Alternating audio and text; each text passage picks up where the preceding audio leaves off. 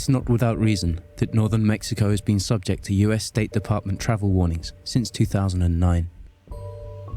The US border is the front line in an ongoing war on drugs, a region where utter lawlessness has resulted in extreme violence. The border city Juarez is one of the most violent cities in the world, and has been for a long time. There have been more than 11,000 people murdered in recent years. Be careful with these guys. Death is a daily visitor here, in a city where no tourist or foreigner dares to come. And the locals are leaving in droves. Many neighborhoods lie abandoned and deserted. The remaining inhabitants barricade themselves behind high walls and barbed wire. Should we wait or? Let's go. Photographer Julian Cardona and his colleague Luis Honijos have spent their whole lives in Juarez. So who's killing who? Here in Everybody's killing everybody. Everybody is killing everybody. For 30 years, Cardona has documented the fall of his hometown. His photos paint a picture of a city in terminal decline. In Juarez, people can only survive instead of living.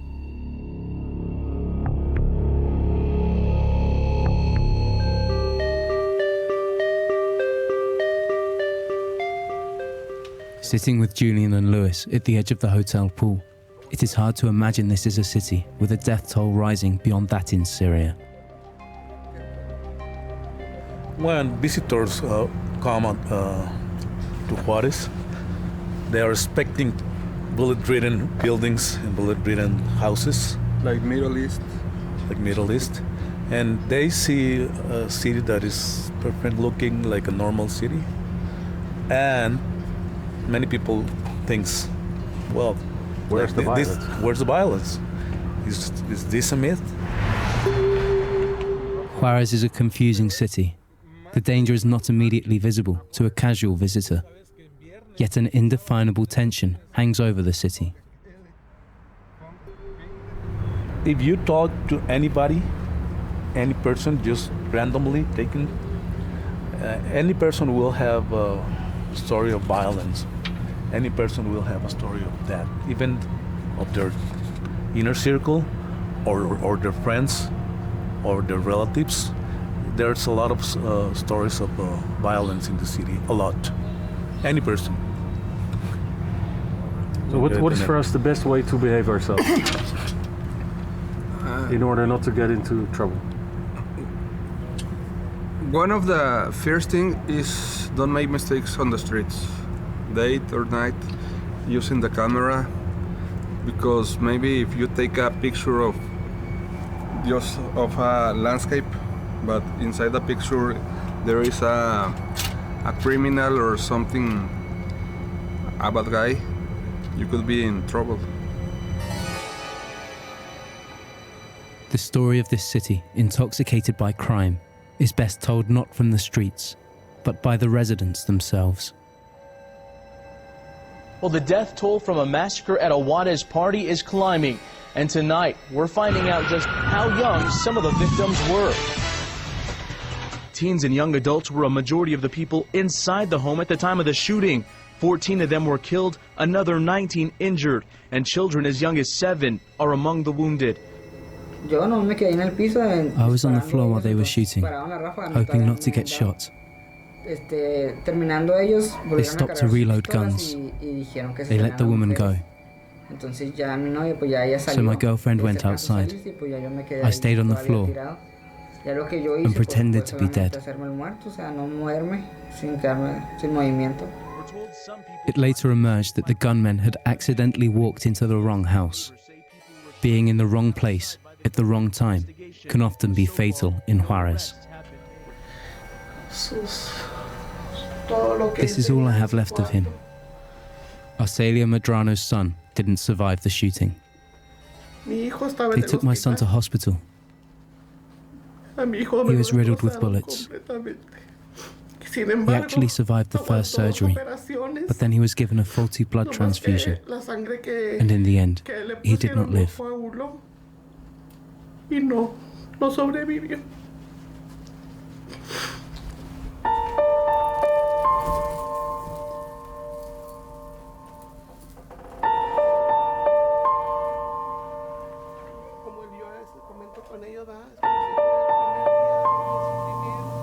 does it make you feel when you hear a story like this?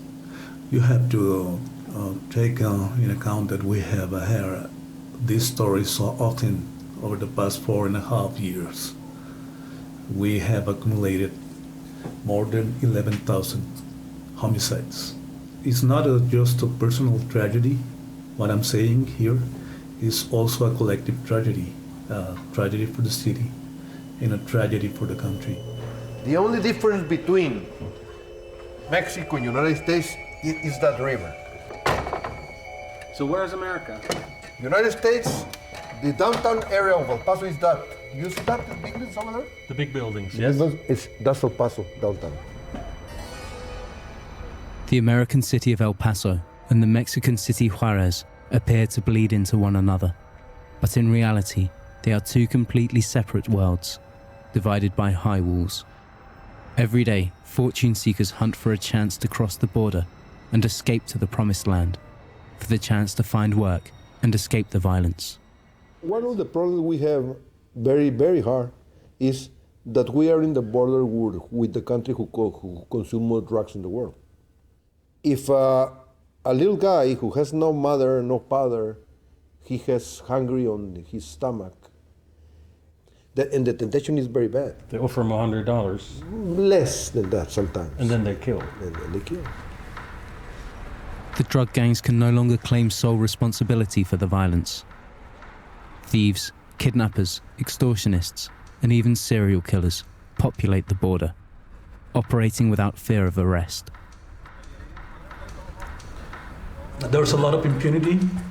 More than 90% of the crimes are not brought before a judge. So you can easily get away with it. It is in many cases, it's easy to get away from.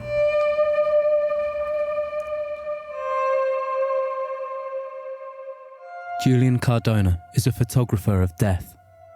His studios are the morgues and cemeteries of Juarez. Many victims are not being claimed by their families, and they end up in anonymous graves. All those hills you see here are those unmarked graves.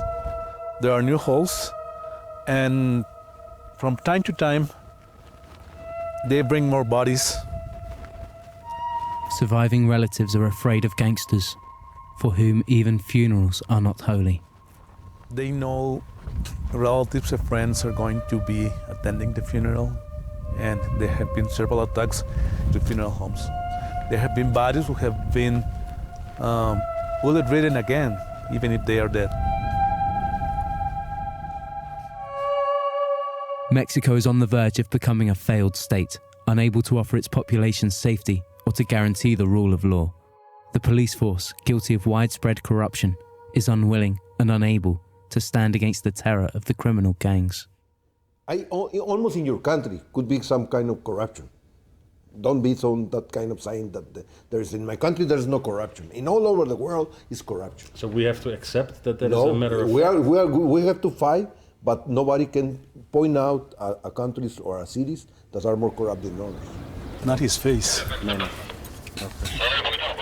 17-year-old Ricardo is incarcerated in the Juarez Juvenile Detention Center. He and his fellow prisoners have been convicted of serious crimes. El más común es carjacking. Most of us are in here for carjacking, extortion, murder, and kidnapping. Many of the inmates in Mexican prisons are minors. Gangs target the young as vulnerable new recruits, exploiting their often desperate situations. ¿Cómo ha sido para ti crecer en una ciudad tan violenta? Pues ha sido muy difícil y It's hard to achieve anything under these circumstances. There's so much violence, so much uncertainty. You can't get ahead. I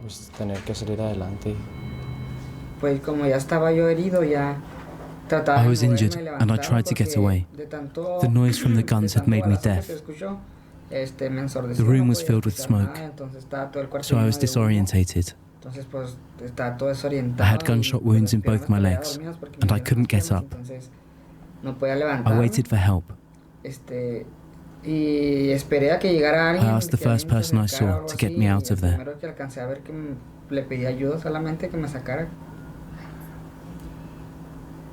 ¿Fuiste el único sobreviviente en ese cuarto? En ese cuarto. Yes, in that room I was the only survivor. Los hombres. Para mí es como si fuera To me, it feels like it was only yesterday. recién, He was my companion. porque era mi life. compañero, era mi vida, era mi motor. He gave meaning to my life. Y ahora estoy sola. And now I'm alone. I have no one left. Los cuerpos colgados de un puente peatonal en Nuevo Laredo, Tamaulipas, tenían 2 narcomensajes. Los mensajes están dirigidos a las personas que realizan denuncias a las autoridades. Northern Mexico is in the grip of a death culture, a culture without compassion, sadistic, and incomprehensible. Santa Muerta is venerated, the saint of death, protecting frightened believers against the Grim Reaper. Soy la sacerdotisa del culto de la Santísima Muerte. The cult of Santa Muerta has a clear appeal for the criminals of Juarez, who would prefer to be on friendly terms with death.